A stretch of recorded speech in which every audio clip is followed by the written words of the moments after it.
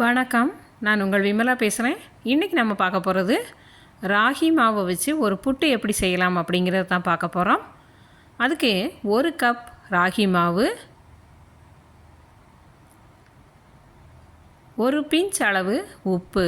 ஏன்னா நம்ம ஸ்வீட் சேர்க்கும்போது அந்த உப்பு இருந்தது அப்படின்னா ஸ்வீட்னஸை கொஞ்சம் தூக்கி கொடுக்கும். அதுக்காக இப்போ லேசாக மிக்ஸ் பண்ணிவிட்டு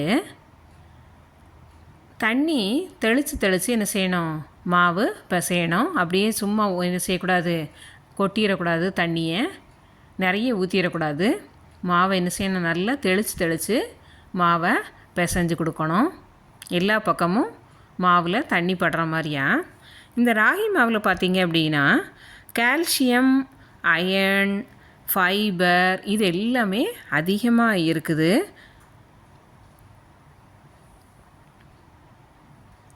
ராகியில் நிறைய டிஃப்ரெண்ட் டிஷ்ஷஸ் செய்யலாம். நாம் இன்றைக்கி செய்கிறது ராகியை வச்சு ஒரு புட்டு எப்படி செய்யலாம் அப்படிங்கிறத தான் பார்த்துக்கிட்டு இருக்கோம்.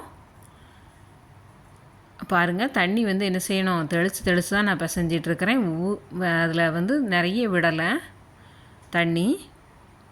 சப்போஸ் தண்ணி நிறைய விட்டுட்டிங்க அப்படின்னா கொஞ்சம் மாவு போட்டு, எக்ஸஸ் மாவு போட்டு அந்த மாவை கரெக்டாக புட்டு பதத்துக்கு என்ன செய்யணும், கொண்டு வரணும். அப்படி நிறைய தண்ணி ஊற்றிட்டிங்க, கெட்டியாக இருந்ததுன்னா அவிச்சு எடுத்து பார்த்தோம் அப்படின்னாலும் அது என்ன செய்யும், ரொம்ப கெட்டியாக தான் இருக்கும்.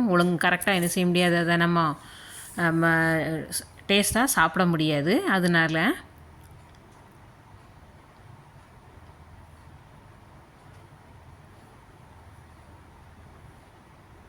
இப்போ பாருங்கள், இந்த மாவை பிடிச்சோம் அப்படின்னா கொழக்கட்டை மாதிரி பிடிக்க வரணும். உதுத்து விட்டோம் அப்படின்னா மாவு என்ன செய்யணும், நல்லா உதிர்ந்து வந்துடும். இதுதான் புட்டு மாவினுடைய பதம். இப்போ மாவு ரெடி ஆகிட்டு இதை ஓரமாக வச்சுட்டு இட்லி குண்டானில் நம்ம ஏற்கனவே தண்ணி காய வச்சுருக்கோம்.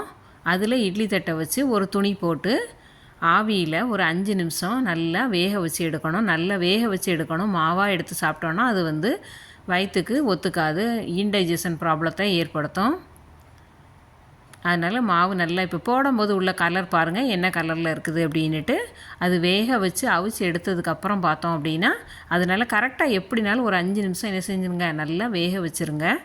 ராகி மாவு பொறுத்த மட்டும் இப்போ பார்த்தீங்க அப்படின்னா என்ன செய்யுது, நல்லா வெந்துருச்சு. கலர் பாருங்கள், நல்ல ப்ரௌன் கலரில் இருக்குது.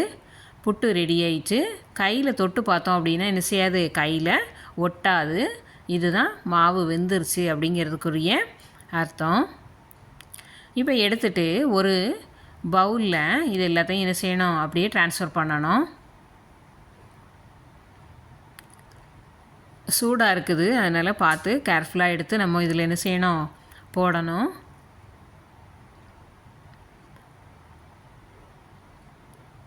இப்போ அவிச்ச புட்டு எல்லாத்தையும் என்ன செஞ்சிட்டோம், எடுத்து போட்டாச்சு. அதுக்கப்புறம் இது கூட தேங்காய் பூ நல்ல தாராளமாக போடலாம், நல்லா இருக்கும் இந்த ராகி புட்டுக்கு. அப்புறம் நான் போட்டிருக்கிறது ப்ரௌன் சுகர் போட்டிருக்கிறேன். நீங்கள் ஒயிட் இருந்தாலும் போட்டுக்கலாம், இல்லை வெல்லத்தை நல்ல பொடியாக நுணுக்கி போட்டுக்கலாம், கருப்பட்டி போட்டுக்கலாம். எது உங்களுக்கு ஸ்வீட்னஸ்ஸு வேணுமோ, ஸ்வீட் வேணுமோ அதுக்கு தக்கன நீங்கள் என்ன செய்யலாம், அதை மாற்றிக்கலாம். சூடாக இருக்கும் போதே என்ன செய்யணும், நல்லா அதை என்ன செய்யணும், கலந்து விடணும். இப்போ நல்லா கலந்து விட்டாச்சு, புட்டு ரெடி ஆகிட்டு. நீங்களும் ஒரு தடவை வீட்டில் ட்ரை பண்ணி பாருங்கள், எப்படி இருந்தது அப்படிங்கிறத சொல்லுங்கள். தேங்க்ஸ் ஃபார் வாட்சிங். நன்றி.